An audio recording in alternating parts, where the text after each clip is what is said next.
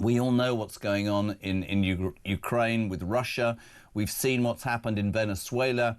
We listened to Trump's protestations about Greenland, and we certainly are aware about what's going on with Iran. And for all the people who are ringing saying, why is Trump getting involved potentially in Iran? Let me repeat something I said yesterday.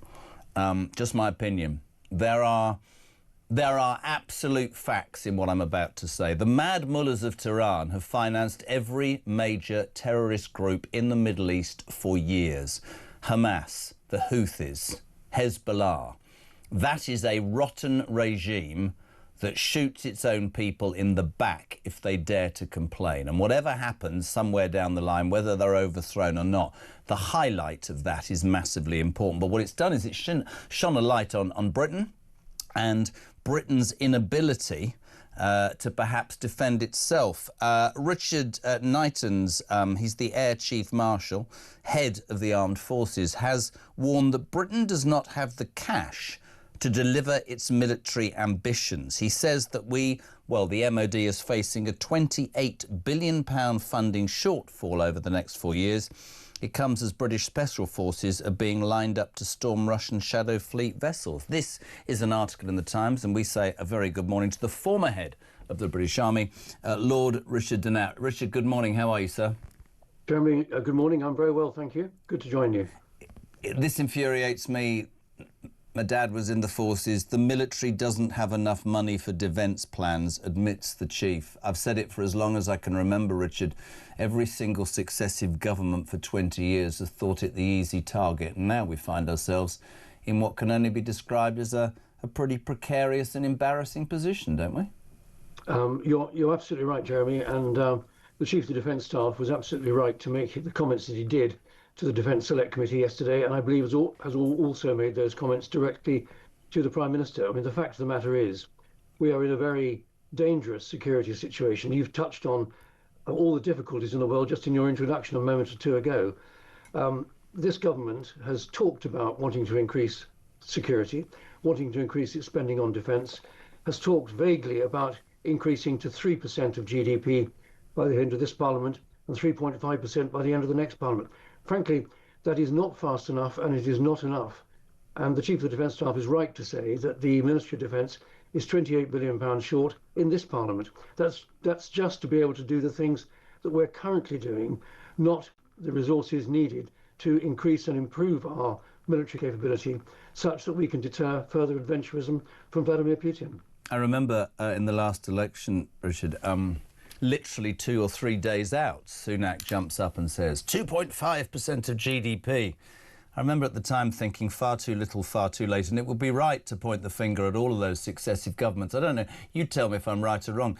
A lot of people say, oh, you're warmongering, you're scaremongering. No, we're not. The world is on a precipice. During the Second World War, this country, am I right in saying, paid 65% of its GDP just to maintain the position that we were in? I think the lack of investment in our armed forces, somebody gave me a figure yesterday, more illegal migrants have come into this country in 18 months than we have in all three forces put together. I mean, how does that make the United Kingdom look on the international stage, Richard? It doesn't make us look good at all. We like to think that we are the leading military power in NATO in Europe, but frankly we're just the cash isn't there to make us credible. Many of our allies are shaking their heads in disbelief about the inadequacy of UK military capability, and it's not about warmongering, it's not about wanting to be able to fight and win a war. It's all about having sufficient military capability to deter someone like Vladimir Putin for doing what he would otherwise be minded to do. You make reference to the Second World War. Just think about these figures. In 1935, we spent just less than 3% of GDP on defence and failed to appease or deter Hitler. When the war broke out in 1939, that shot up to 19%. And when we were fighting for our very survival in 1940, it was 46%. Yeah. Those are the terrible costs of fighting a war. How much better to find the money now to deter further aggression. I think you're right, and you know, people will say, well, where's the money going to come from? Well, look at your welfare budgets, look at the money that we give to organisations abroad that make no sense. It's a stipulation that, for me, is massively important. Can I ask you, in your experience, because this story goes around all the time, this new Chinese embassy, this super embassy that they're looking at building in London. Many people in the press increasingly saying that this is a threat to the city of London. Apparently there's a secret room, and apparently it's a metre away from one of our main telecom exchanges. They think this is naivety on part of the Prime Minister. They don't trust what the Chinese are doing. Can you tell me a little bit more? What's your opinion on this, Richard? Well, I've always been extraordinarily worried about that Chinese embassy being in the former Royal Mint just beside the Tower of London, just outside the City of London. The City of London is absolutely crucial to this country's wealth, this country's influence. And I've always thought it was an extraordinarily unwise proposition to allow the Chinese to build their embassy there. And I think a number of MPs are now trying their hardest to lobby the Prime Minister not to allow planning permission to go through. And I think they're absolutely right. If the Chinese have got to have a new embassy, put it on a greenfield site somewhere where we can actually watch them and see what's going on. Putting them right in the heart of the City of London, beside the Tower of London, I think just it makes no sense whatsoever. Also, just very quickly, 30 seconds, your opinion on Trump's alleged plan to take over Greenland? Is it posturing to get the allies in NATO to just get their fingers out, or what?